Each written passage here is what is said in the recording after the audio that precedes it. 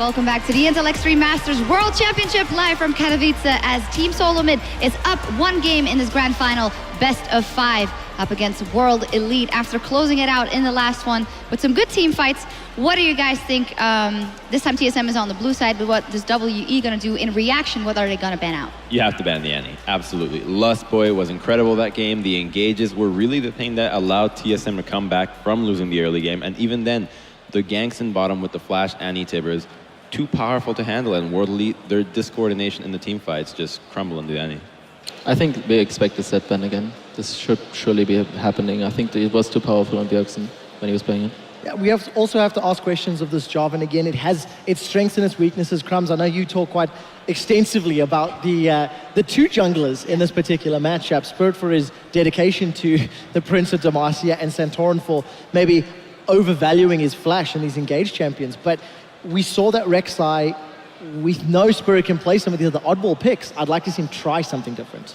I just want to see him off the Jarvan, just because I feel like when we saw him play Lee and Rek'Sai, but Rek'Sai will more than likely be banned, he has a lot more pressure on the map in the early game. The Jarvan has to base early, you know, he can't go for staying in the jungle on his first time there, on your first clear, and it weakens your early game, and we never saw an early gank to put pressure on the map, and I think that would give World Elite a little bit of a better edge to snowball the early game like they did last game. I got a question for you guys. WE are only really winning games when they play these low damage threat or low number of threats but high tankiness compositions.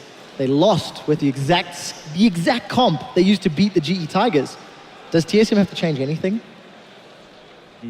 Well, I think beside the Annie ban, there's not much they have to do. I think they need to get on their comfort picks again and just play the team fights out better. And I feel like they got caught off guard by one or two bad team fights. And I felt like they were having the Baron, they were overcommitting.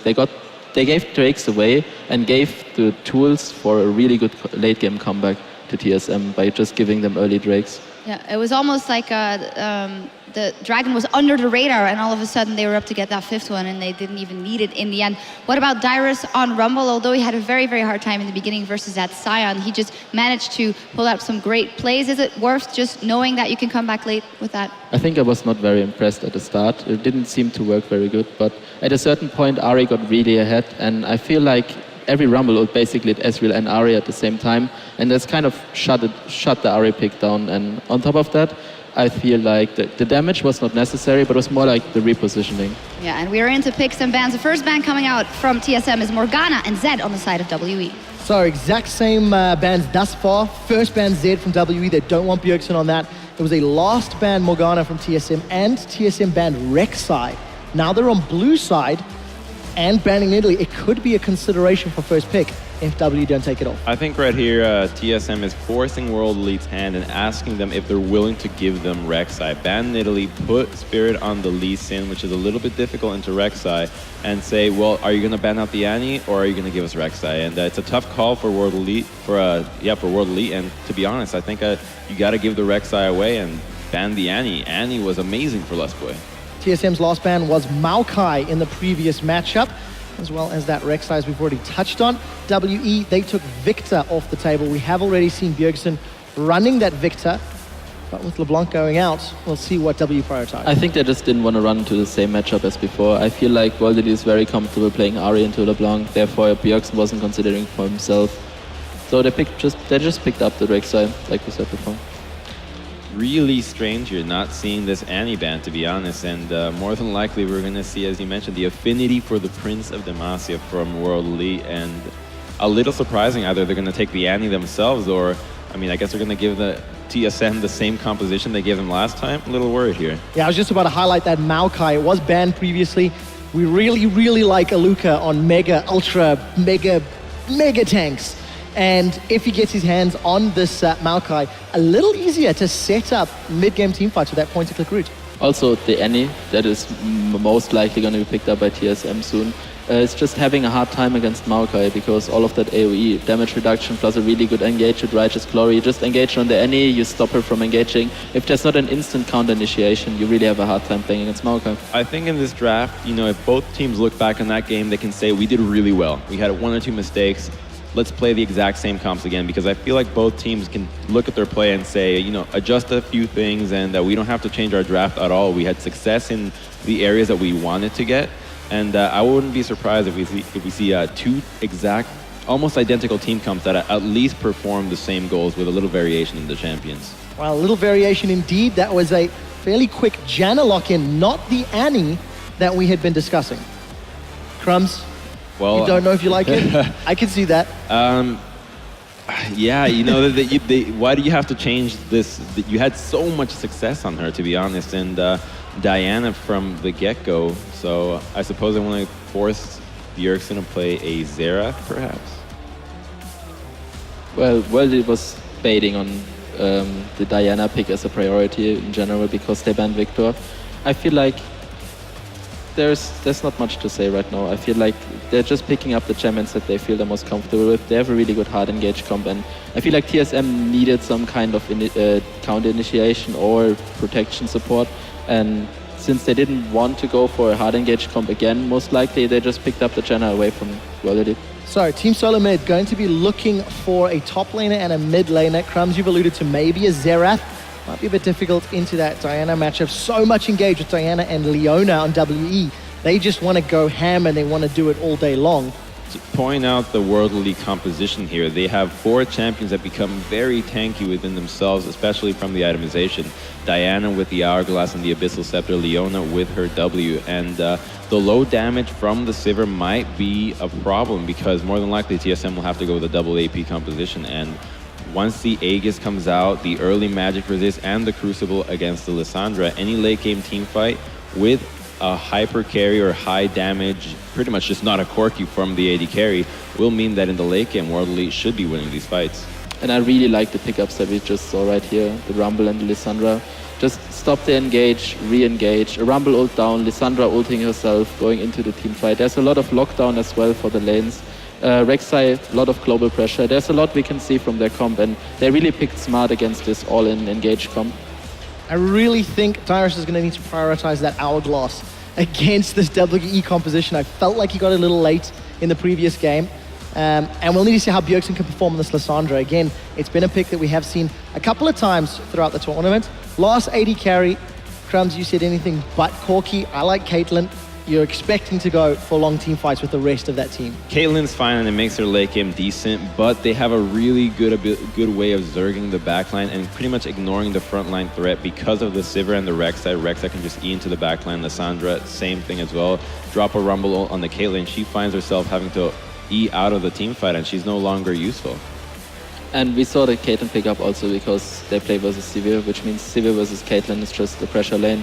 They might just want to go for that 2-on-2 and want to have a really good carry to not fall behind early with Leona, get that Leona rolling, find the right team fight as a 4-man engage comp, and yeah, that's basically what they try to do with this. I think this game will more than likely either end in about 30 minutes in favor of TSM if they can close it really quickly because of their incredible mid-game, or just be closed out by World Elite by the scaling. Yeah, we will find out that the cup is what they're fighting for. Can TSM make it 2-0? Is WE coming out? We'll find out right after this.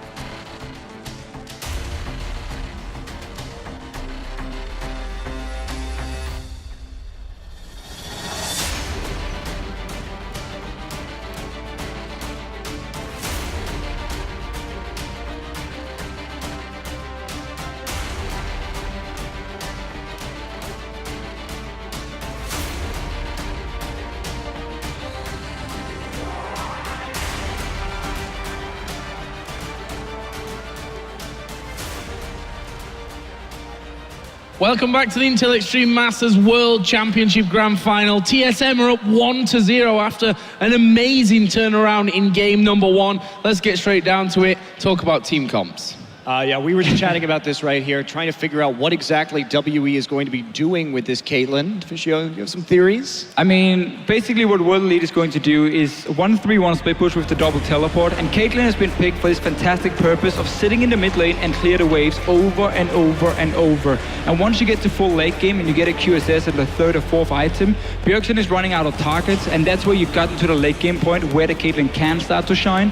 But she needs to get there, and she needs to be able to sit in that mid lane and just wave clear. Yeah, you know what is a little bit worrisome for me, Deficio, is that when we've seen WE win, they've done it very effectively on these more skirmish-based compositions. And when they go to the very late game like we saw last time, even though they had this massive advantage, they made positional errors. They showed that they're still a little bit unused to playing together as a unit, and they failed to close the game properly. You can really see the main tactic for World Elite is we want to fight. We want to team fight against you. So even when they have super minions pushing in the lane, they don't wait for them, they don't play around them, they go for these engages. That's why they lost the last one. They got caught out under the tower of Team Solo mid. But we have seen this Diana pick before here. If you get out the laning phase, if you get your Abyssal and your Hourglass, you become very tanky and you become very strong in the one-on-ones, and that's where the teleport can really pay off. But they gotta get to that late game point. The pressure is now for Team Solo mid around this mid lane with the Ignite. Yeah, we also talked about in the mid game, if you do that 1-3-1, it's so easy to collapse on the very low escape. And here we go, Dyrus. Whoa, Dyrus is way out of position here. Are they going to follow through? You bet they are. That will be first blood here. Going over to Spirit. Might not be over just yet. Aluka is at half HP. Here comes Turtle from the side. Aluka going to be the first target from this one. But Wild Turtle going low. They use Summon to heal. Spirit's there as well. He gets exhausted. And Spirit will also fall. And that will be a 2-for-1. Maybe even more. Mystic will flash away. What a crazy start. Insane level 1 here. Dyrus, he was just walking down in the jungle of World Elite. He got caught out first, but then suddenly they decided to keep fighting on the side of World Elite. Mystic came from the mid lane as well behind them. There was no flashes for Luca and for Spirit, and they end up dying. So suddenly, the master bait here from Dyrus pays off for them at level 1, but that was a very strange one. The masturbate indeed, Deficio. We are only 2 minutes and 10 seconds into this one, already going a little bit crazy. As we can see, UJ and Spirit just starting off that blue buff as we get into somewhat more of a normal start, albeit slightly later than usual. 2 versus 2 lane in the bottom side. Opinions on that one? Well, I mean, Leona and Caitlyn, not exactly the highest lane synergy, but if they can avoid some auto attacks and play a little defensively, they may be able to get some hits on the Wild Turtle, but it is going to be a challenge. Yeah, we see already the early trade here. Oh, this one could actually be really close there. Flash. One more auto attack should do it. There's Summon to heal, gonna be you. Turtle goes in, and they'll trade 1-for-1. It's not even over yet, man. There's more fighting. Well, Lust Boy, I don't think he's gonna fall to this one. He still had a flash available somehow. I don't know how Summoner spells were still around at that stage. Spirit also came down to see what he could do, but was slightly too late on that one. 3-2 now to TSM. So just to talk about this bottom lane here from World Elite and what they've set up. Caitlyn is a strong pick into Sivir, so that's fine. But Leona, in order for her to work really well into Janna, you need to run cooldown reduction, because you need your E to have a lower cooldown than the Hurricane or the Howling Gale for Janna itself. But it's Lost Boy running 10% cooldown reduction, while on the side of World Elite, 0 cooldown reduction. So Lost Boy can basically interrupt every single engage in the lane from the Leona, and that's going to make it pretty tough for them to all-in trade, or at least trade together, where instead Team Solo mid can put the shield on Wild Turtle and make him stronger in the one-on-ones with the AD carry. So a little bit strange in that case, but because the lane were pushing up here for Team Solo mid, they got a bit of extra farm, which was denied from Mystic, as he obviously had to go back to base because he died. Well, she will be forced to flash there in middle. Different style this time around from Santorin. Well, maybe playing that Rek'Sai with so many summoners down across the board is a little bit more fun for him in these early stages of this one. Top lane as well, Aluka versus Dyrus has been going in favor of Dyrus up until now. despite that early death for it. You know, I'm actually really surprised that we see this Diana coming back because it was used in this first game, this teleport flash Diana, between these two teams in the group stage, and TSM really did prey on it very well. They used that pressure they got in the mid lane, which they will get again, especially since Xia has to play it very far back, to get those deep wards in and control Spirit. And really, if we look at how WE got so far ahead in the last game, it was over that more aggressive laning phase, getting Xia very far ahead early on that Ahri, and then converting that into vision control. So I'm not really sold on this. In fact, I think that TSM has played very well against this before. Yeah. So a bit risky, and here we go. Bjergsen coming up to the top side. What are they planning here? Luca's actually incredibly low. Santorin will chip him down a little more, but they weren't able to get a kill. His flash wasn't available as Mystic, and once again Wild Turtle going to exchange a little bit of damage. Wild Turtle will just back away from that one. Double Doran's blade is what he came back into lane with, a longsword for Mystic, so slightly different there at the start of Xie, just going in and putting down some wards. He was having a bit of a wander to figure out exactly what was going on in the jungle. Yeah, very different start in the bottom lane here compared to last game where it was World Elite winning the 2v2, but now, because the lane was pushing towards Team Solo mid when Mystic died, there was a lot of extra minions for Wild Turtle once he returned, and also bad, honestly, recall from Leona in that lane. She recalled to base, so Mystic was forced to sit under his own tower, and he was only level 2 before that last trade we saw here, so big advantage for Team Solo mid, and that means they can focus on other lanes. Top lane could be the one. For now, it's Spirit against Dyrus though. Oh, Dyrus has no flash. This surely is the end with that red buff keeping him slowed down. It will go over to Luca, and that was quite simply brilliantly done from Spirit. Yeah, right there, you do see the Trinket Ward still up from Dyrus, and not only that, but again, the Scuttler control on the top side, excellent by Spirit. In this matchup, we see Rumble Maokai a lot, and he really does have a lot of that kill pressure early because he has the hard CC. If Rumble overextends even a little bit, especially without that flash, it can cause a lot of issues. And TP bot lane now. Oh, there's a lockup on towards Lust Boy. He will get stunned as Luca is going to dive in on top of him. UJ is moving in as well. Who are they going to finish first? That will be Wild Turtle. Lust Boy getting close to that tower. They're going to dive for this one. Half dive for this one. UJ follows on through with the exhaust. And they do manage to get both, but now Santorin coming around may be able to pick off UJ. He's got no flash available, but Mystic and Luca there, and they walk away. That was a double teleport in the bottom lane for World Elite, really making sure that lane can now catch up. Nice setup from them. Let's see how much they lose. Dyrus managed to push the top wave, and obviously Bjergsen pushing in the mid lane here. So both solo laners from World Elite losing at least some farm and some damage on the tower. Oh, Bjergsen edging forward. Flash from Spirit. Bjergsen, of course, level 6, had his ultimate available. We'll be happy to get rid of that flash from Spirit. Yeah, Spirit actually, we did see Xia coming up the lane right there. If Lissandra had committed, that actually would have been very risky for him. So I'm not sure that flash was exactly necessary.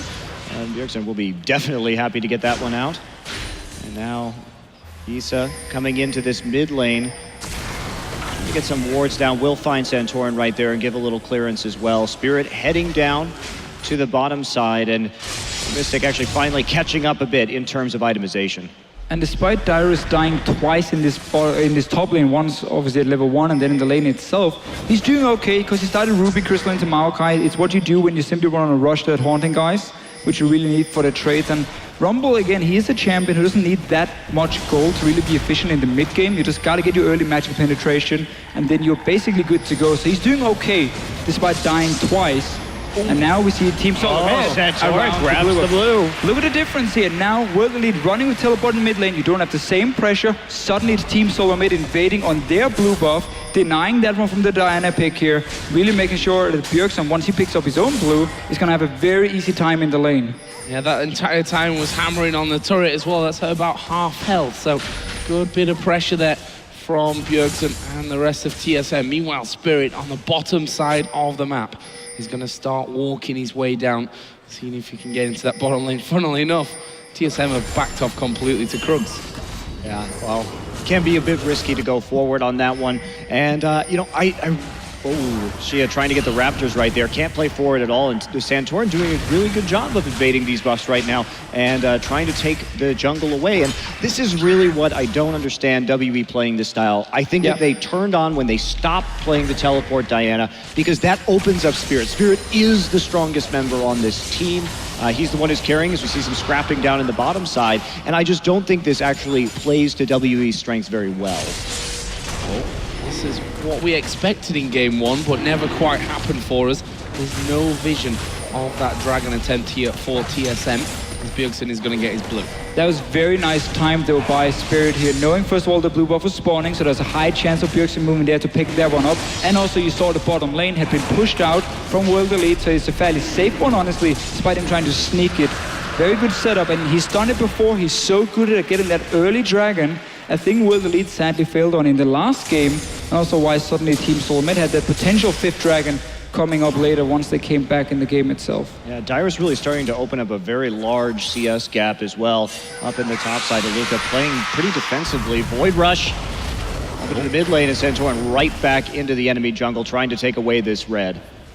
It's really risky timing though. Bjergsen just recalls, so had Spirit been up here... No, he knew he wasn't there. Right So okay, ward perfect. right on the blue buff Perfect. from earlier, so Santorin making a good call. Yeah, nice little setup there. Normally though, you don't want your mid laner to recall if you're invading into the enemy jungle, but some good deep wards already placed, and this simply is because of that mid lane pressure for Bjergsen that you can invade in. That's how you can shut down even one of the best junglers in the world for being too active in the early game. And Dyrus obviously, with the early haunting guys here, just doing a great job. A look at though, I've noticed when basically on every champion, what he will do, at least on the tanks, is he's just going to go for like Catalyst on Maokai, as an example, and then he goes full tank after. He doesn't go instant Righteous Glory, he doesn't go Rod of Ages. He aims to just get Catalyst and then get as tanky as possible for the mid game. See if he's going to go for the same here. It does mean even though he gets shut down, he won't be a squishy guy jumping in if there's a fight in a few minutes. Well, flash available for Dyrus, not for Aluka right now, so Dyrus may be able to get out of this one. He is relatively close to his turret.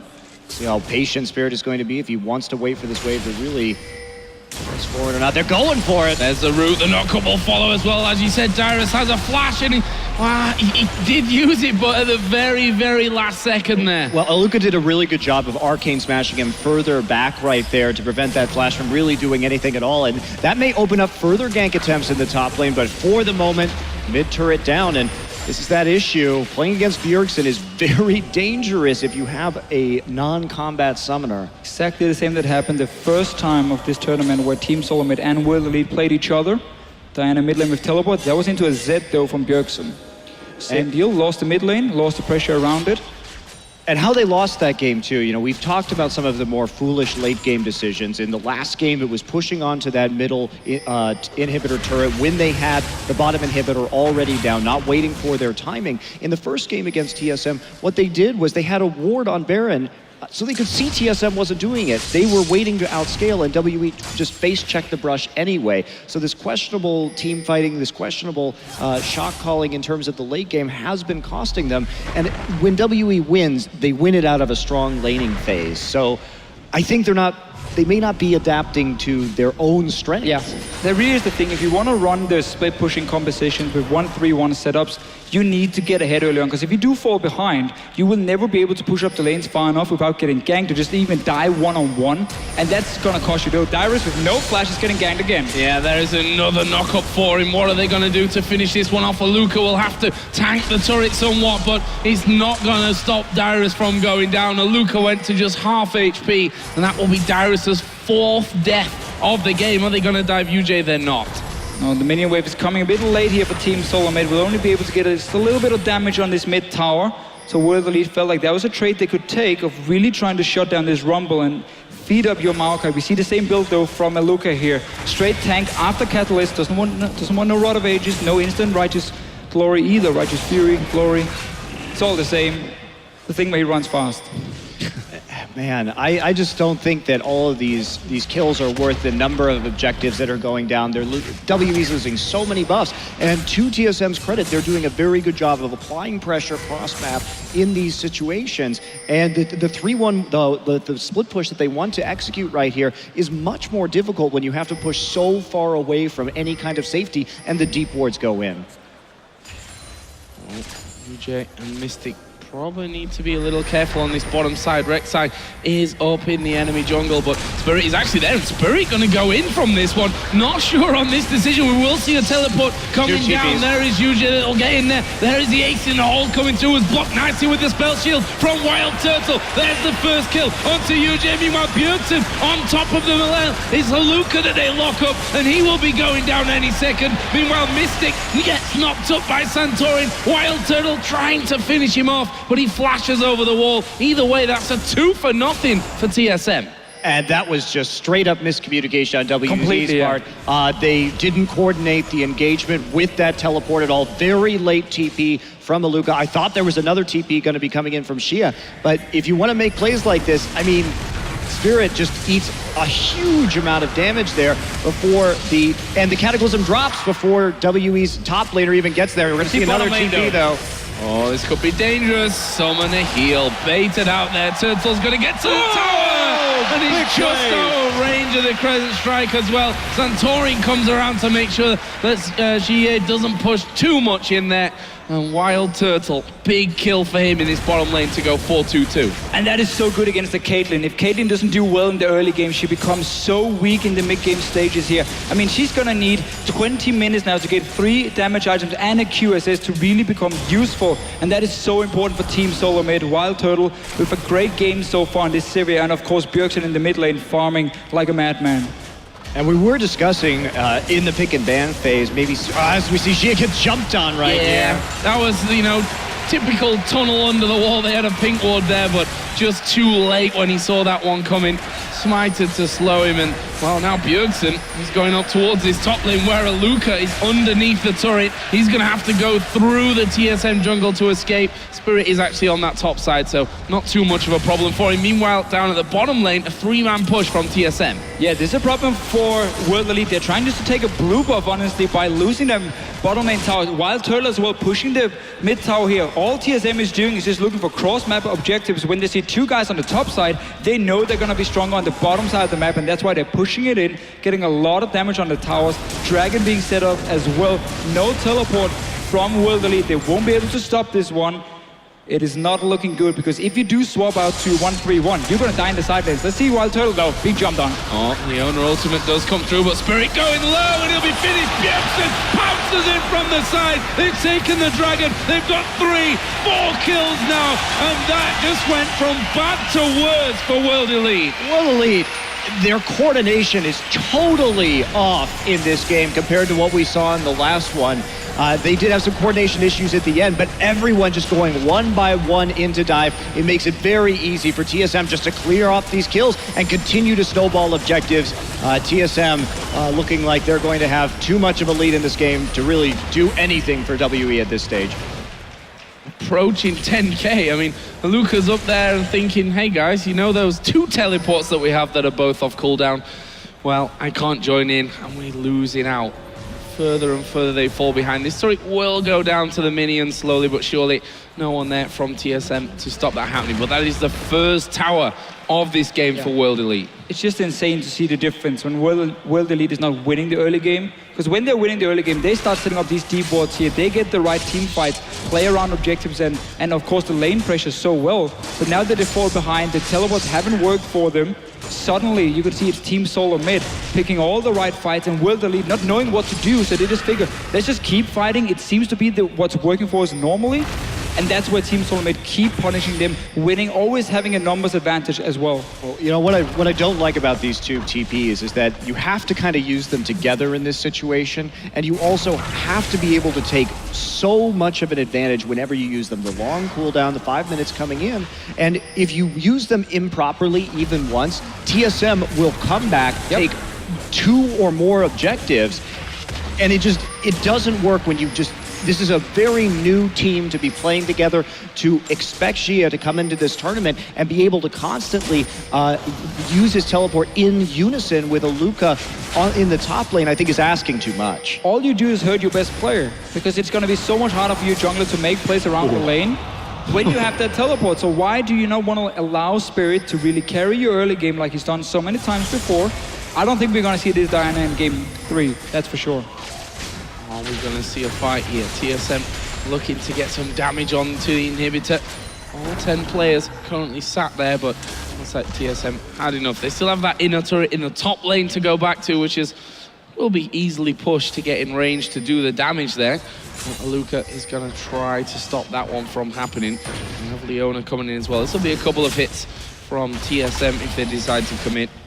And they're just going to go straight back around to mid. You have control of the top side of the jungle, so you can always take the shorter route between the two lanes here, mid lane and top lane. That's why they can go top, push it in, wait for World Elite to react, and then just follow the minion wave down to the bottom side of the mid lane where inhibitor is open. All they're waiting for is World Elite to slip up and keep one guy in the lane where TSM is not pushing, and then you have suddenly 5 versus 4. We might even see them try and just go for a bit of an aggressive move, flash in ulti on someone from World Elite, blow them up instantly, and suddenly you can take that tower as well. Back to pushing just 2 lanes. We're back in this pressure, honestly, just around one side of the jungle. It's what World Elite did so well in the last game. It's now Team Solomid doing it against them.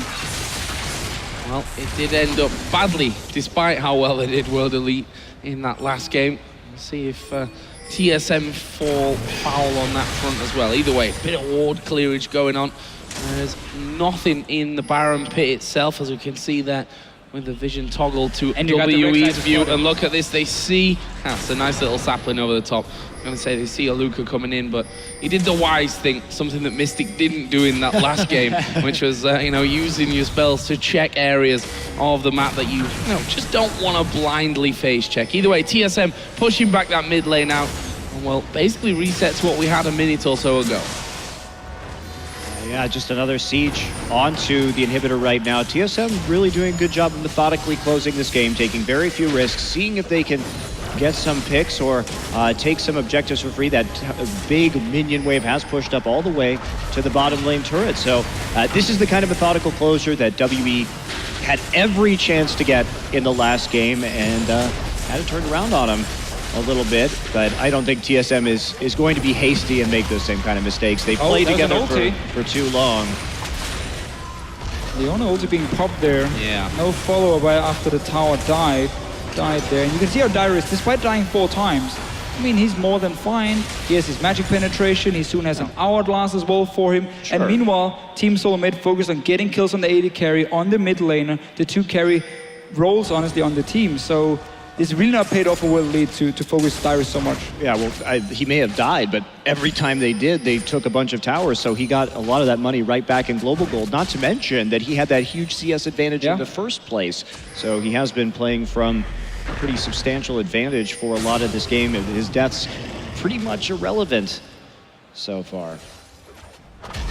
Blue buff there for Bjergsen. Santorin is once again going to get control of this bottom side, or at least try to get control of this bottom side of the map. Spirit is somewhat alone. Of course, does have... Oh, the ultimate going through just in time, and that will be Spirit dead here. Bjergsen now unstoppable at 504. And he was way out of position. It was obviously relying on the flag and drag to just get out of there, but Bjergsen too quick for him. And no backup there either. A lot of the coordination that we've seen between WE's jungler and support just not coming into play this game. They did get some wards down so they can, I suppose, have a nice view of Santorin taking their entire jungle before turning back to this drag. Only 1 dragon so far for TSM. But they just taking this nice and slow. Yeah. No reason to go for any crazy dives or anything. Now you can just walk straight into the top side of the jungle, ward it off completely, push World Elite back, and then there's suddenly the Baron threat, or you can quickly rotate to the top lane once the wave pushes in, get some damage on that tower, and that's going to be the last outer one. World Elite will not be able to fight for it, except for Lost Boy. A little bit greedy here, a little bit over-aggressive, I think we can say. Wow. Some interesting ultimates coming out there from WE. Lustboy has been forced to recall though after dropping so low with that one. And this is the first time we see WE run with an engaged support. Normally it's always disengaged. Janna has been one of the best picks for them. So changing up the style and really not been working for them in this game. They have sent a Luca down bottom though, and he's actually, I think, gonna get turret number 2. Oh, Lustboy gonna go face checking over. There is an ace in the hole coming through as well, and Mystic will record his 3rd kill, but TSM looking to turn this one around. UJ will be taken out there. Luca has teleport available here to get involved, but Dyrus is actually down on the bottom side there with him, so they'll trade 1 for 1. Both supports dead. And this build, though, I mean, we see the small amount of damage that Mystic is doing to Santorin right here. It's really, you can see how far behind this Caitlyn is in terms of the power spike. There's the ult on Xia. Not much more to be said, really. Spirit, though, is going to try and kill off Wild Turtle, but he's bitten off more than he can chew. It's actually Bjergsen who will get it with the Ignite. They lock up Mystic as well. 3 men down. Rumble, Dyrus has walked all the way up from that bottom lane, and TSM with 4 men, including the AD carrier mid laner, are knocking on the Nexus turrets. Lostboy is on his way as well. Pops the talisman and everything. Team Solo Mid looking so strong here in game 2. Definitely a much better performance than game 1, and I think a very questionable draft from WE. After, you know, if you're WE and you play game 1, you look at that game and you say, hey, we controlled this thing so well from start to finish. Why not just play that same style one more time and see if you don't make quite so many teamfight mistakes in that late game? But instead, they change up their strategy pretty drastically, actually, and into the same style that saw them losing to TSM in the group stages. I just don't think the decision-making's there from WE. Usually it's wise in League of Legends to kind of keep what's working for you until it proves that it can't. Instead, they took they abandoned what was working for them and took what they had already had evidence didn't work and put it into play. Not sure if they got greedy with the Leona pick as well. I mean, what is she really going to offer? In a 1-3-1, she just sits in the mid lane with your AD carry, and then you wait for a teleport play, but once again, that requires you to get really far ahead before you can pull that off. Well, why not get some disengage on your support that can help your Caitlyn out? Yeah, and it's not even like there's kill pressure with Caitlyn anyway, so if you want to get that Leona, maybe try and go for some stylish lane kills or set things up for Spirit, but that's just unlikely to happen. I mean, the only explanation is that they wanted to make that play in bottom lane with double teleport and try and set that up, but still hard to do. And here's Aluka going to be locked up first by Bjergsen. Howling Gale knocks him up as well, but only half of his health dropping away. He is decently tanky at this point. Certainly not the kind of tank that he was in that last game, of course, playing Sion. Meanwhile, Dyrus will be pushing up the bottom lane, so WE's hand may be forced here soon. Good thing for them is while Aluka's TP is down, they of course have a second one with Xie in that mid lane, so he might be the man that's forced to go down there, or you know, he could send both of them down there and just give up the tower. Well, I mean, not a whole lot you can do anyway to really defend this one. You only have Caitlyn as proper wave clear at this point, with Diana sitting in one of the lanes, trying to hold the super minions, and also she really needs to get in with her auto attack to really clear this wave fast enough. Spirit, though, might be caught out. Gone on maybe too far. Actually, will jump on towards Dyrus. Aluka will get into the middle of the team. Mystic at the back is taking pot shots, but will he be able to finish them off? That's a nice little ultimate from Lustboy. But Xia will dive into the middle. Have they got the damage here? Zonya's used by Dyrus, and now they're going to try and turn it around onto him. So far, a 2 for 2, 8 in the hole, blocked by Dyrus. That would have killed Wild Turtle for sure, and that will be the end of that one. 2 kills apiece. Pretty good play by Spirit, though, to really avoid the engage at first. And then we just saw the 280 carries staying in the backline here, hitting every single one they could get close to. In the end, 2 for 2. Not the best trade for Team Solo Mid when they are so far ahead, but they're going in for more. Dyrus just coming in with the home guards.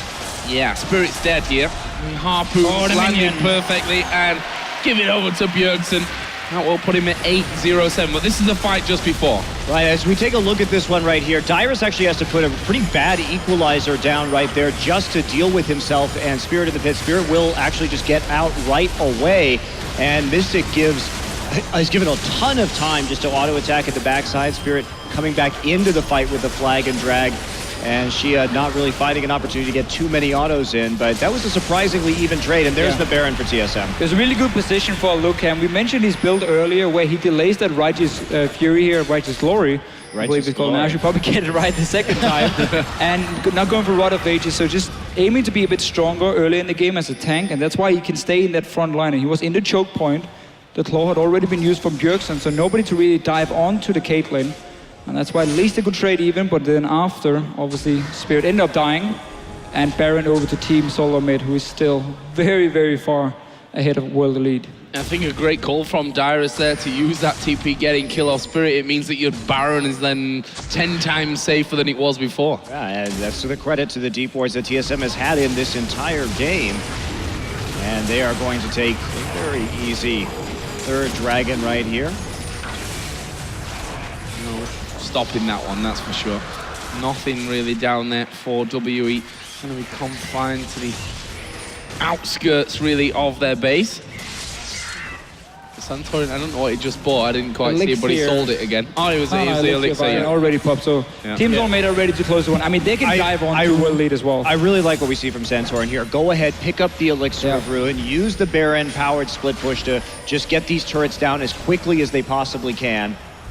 And there we go. See a lot of damage coming in. Another minion wave. This should be going down instantly. WE may try for an engage. Oh, they've got to lock up UJ, and he doesn't even get chance there to get down the Solar Flare. Spirit will die as well, and that is 2 quick kills. The third one will come down. Bjergsen almost being picked off, but only Mystic is left standing here. Doesn't quite get knocked up by the Howling Gale. That won't matter to them, though. A Monsoon will give TSM a little bit more health, and they are going to be going through, finishing everything off, and actually a surrender in the end from Team WE will give TSM their second game in this best of 5.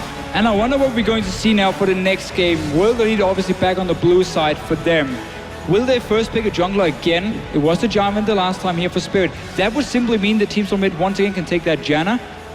And suddenly, the whole playstyle seems to be shaken up for World Elite with the Diana as well, obviously. Well, WE has taken a jungler on blue side, every single blue side at this event so far.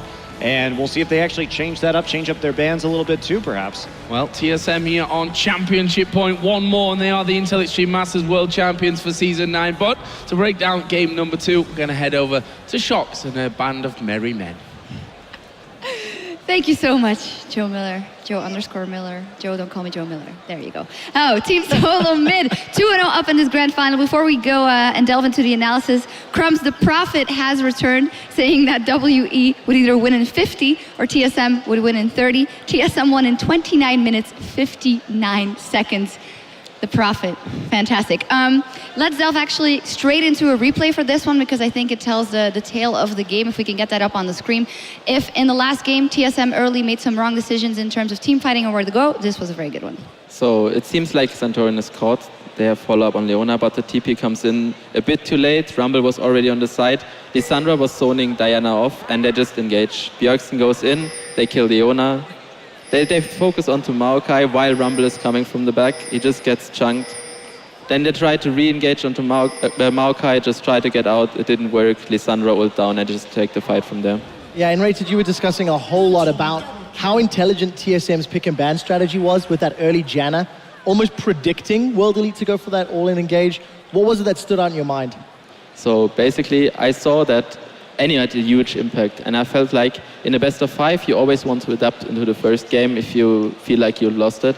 Therefore, it was in a pick and ban situation very, very optimal for TSM to pick Janna at that point, just because they felt like they were gonna get an all-in comp against them, and they just wanted to take that away from them, just in case they have a really good engage.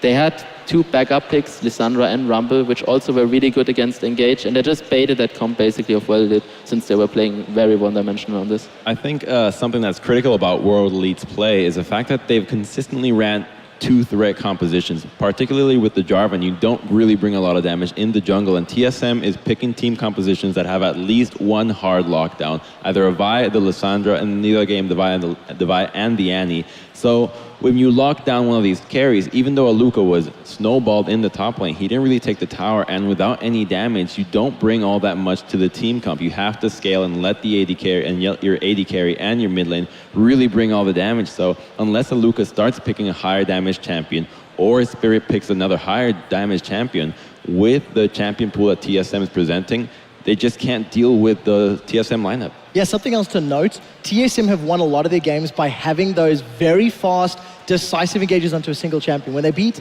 CJ Entus yesterday and Shai was playing Mundo, the moment he revealed himself, there would be Annie stuns from Last Boy, and then they would just focus him down, have that numbers advantage. They were much more decisive in this game. Those team fights that we showed the replay of showed it. But the one thing that is continuing true, TSM are super, super cautious at closing the game out. It hasn't hurt them, and it's not going to at the moment, the way they're playing, but it is something that they could focus on to drive home their wins even harder. And I think the bot lane didn't go into their favor. The Leona pick just didn't work out. They hovered over Nami. I would have really liked to see a Nami there. I just feel like their whole engage comp kind of broke apart. They made a comeback with a double TP on bot lane, but it just didn't work out the way they wanted to. The Caitlyn was just too much of a non-factor in a non-dominant lane with the Leona versus Sivir Janna. Yeah, not enough there to make it happen for WE, and it's Team Solo Mid that is up 2-0 in this grand final. Can they take the cup home? We'll be back right after this and find out.